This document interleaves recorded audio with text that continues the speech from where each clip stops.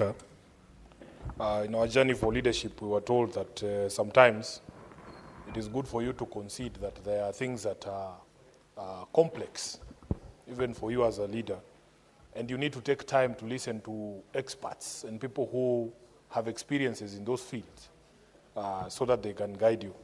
Honorable Speaker, I must admit that ever since I came to this floor of this House, these matters of the formula and the parameters that are being proposed by CRA and the conversations from our colleagues is one of the most difficult conversations to grasp. Speaker, no wonder if you look at Article 215, Sub-Article 4, on what qualifies you to be a member of the Commission on Revenue Allocation, which is the commission that makes these recommendations. It says that to be qualified to be a member of the commission under this section, a person shall have extensive professional experience in financial and economic matters. Honorable Speaker, I remember the very first time the CRA put out a proposal in terms of the revenue sharing formula.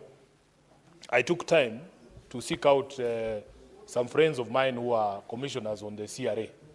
And Honorable Speaker, first of all, the picture that they painted for our country was quite grim for me. That, Honorable Speaker, we rely on data and statistics that are kept in the ministries and departments and agencies, but that data is so corrupt and corrupted and skewed that it is almost totally unreliable. If you start there, Honorable Speaker, and knowing, for instance, that this formula that is being proposed by the committee attaches extreme significance to certain data sets, the first one being population. Now, Honorable Speaker, you and me know that immediately you raise the question of the census of 2019, there are people who will tell you that that census itself is flawed. In fact, there is already a court decision, Senator Mungatana can correct me if I'm wrong, on the legality of the figures that were put out by government following the census of 2019. So if you attach 45%, Honorable Speaker, weight to that data set, there's already problems. But we are willing to be guided. And the most heartbreaking thing, Honorable Speaker, is that there are professionals who sit in these ministries.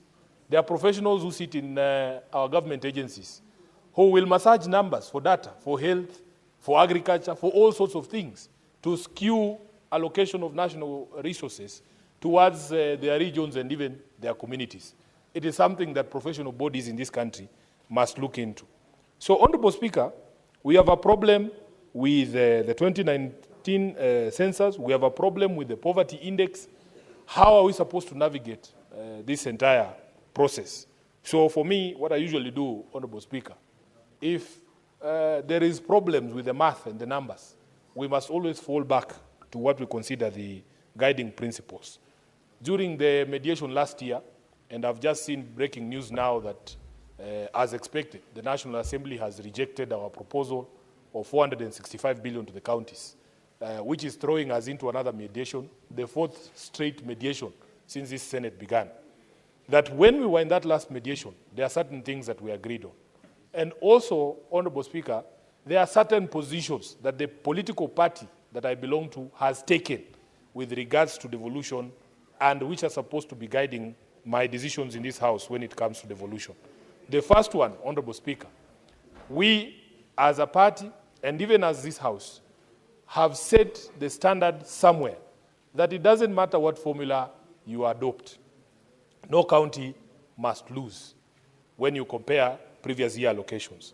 Secondly, Honorable Speaker, that after the allocation, whatever formula you use, year on year, there must be marginal growth of the devolution basket to cater for obvious things, including year-on-year inflation, including growth in salaries and wages due to implementation of collective bargaining agreements. Speaker, you know I sit on the Public Accounts Committee.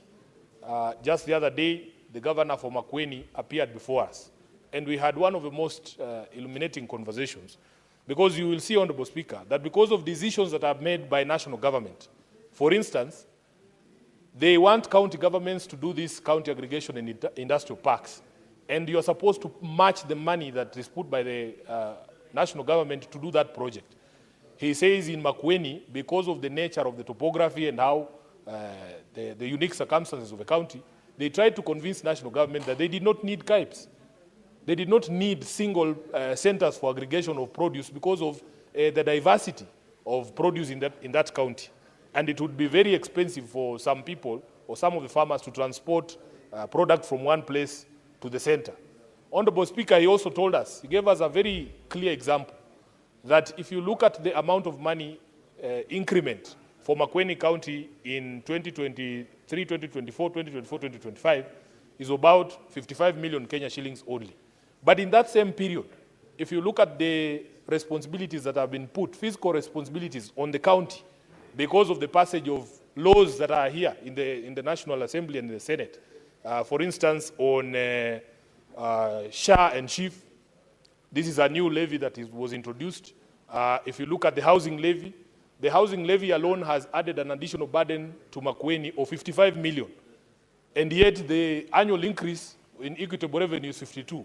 So it doesn't make any sense, Honorable Speaker. So we have said that year on year, we want to see marginal increase to cater for these things, including review of salaries and wages for the staff. Then, Honorable Speaker, the final principle was that any shortfall in national revenue or shareable revenue should be borne by the national government. So, Honorable Speaker, we have no problem. Whatever formula is adopted, the position that we have taken is that no county should lose. And we are willing to have that conversation with our colleagues. Now, there is some plea that has come from 11 of our colleagues who represent counties they themselves are calling small counties. And we have a few questions for them, Senator Osotsi and your group. Number one, where did you pluck this 6 billion figure from? What is the scientific basis for that figure?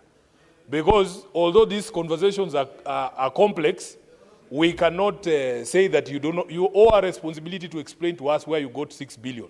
Because why not 7? Why not 5? Why not 8? Number two, Honorable Speaker, if the argument is that most of this money goes to recurrent expenditure, we sit in the Public Accounts Committee, and Honorable Speaker, some of those counties, if you hear the stories in those counties, you will see that there is absolutely no justification to add the money.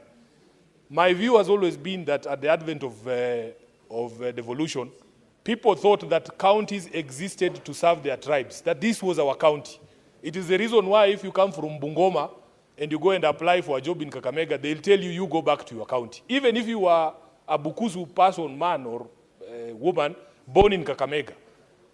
Many people will not distinguish between a Kisi from Nyamira and one from Kisi County. But they themselves at the local level know this one is from Nyamira and this one is from Kisi. And you cannot apply for jobs there because they'll tell you, your share is there, you go and get yours there. That is the true situation. So you find we had a county entity speaker that comes to the Public Accounts Committee, and a governor has hired over 30 advisors. And that county has only 2 constituencies, Honorable Speaker. There are less than 10 MCAs in that county. But he has hired for himself over 34 advisors. That is what the money for the county is going to. The governor wants to be able to go to every village and say, I employed so-and-so's son, he's working in my county government. I've employed so-and-so's son, he's working in the county government. And all of them, Honorable Speaker, I think with the exception of only Nairobi, they have never even complied with the requirement of ethnic balance in their counties, which is demonstrating my point, that people think these counties exist to serve the dominant communities in those regions.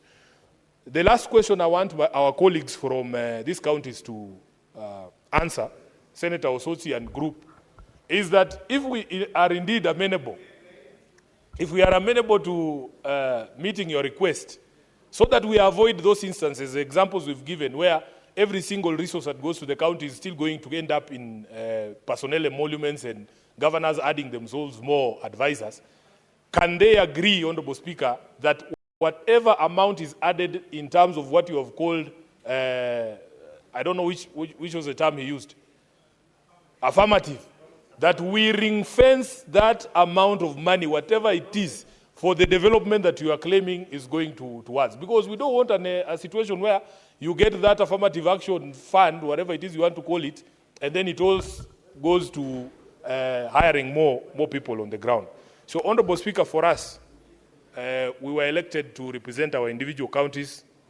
The people of Nairobi expect that I will put up a fight for them to be able to get the highest possible allocation that we can get.